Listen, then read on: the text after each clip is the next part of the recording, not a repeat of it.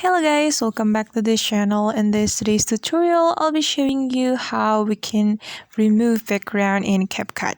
Let's get started. The first thing you should do is import your photo or video to Capcut, and I have imported my video right here. And what we're going to do is just click on the video like this. Then you have to scroll all the way to the right until you find Capcut option, and it's right here.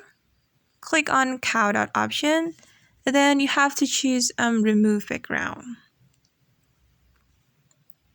Alright, and you have to click on this check mark.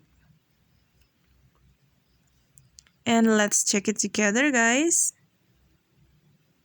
Okay, now the background has been removed from our video. I hope this video will help you guys and you can practice it by yourself. Thanks for watching. Don't forget to like, leave your comments, and also subscribe this channel. Thanks for watching and see you on the next video. Bye.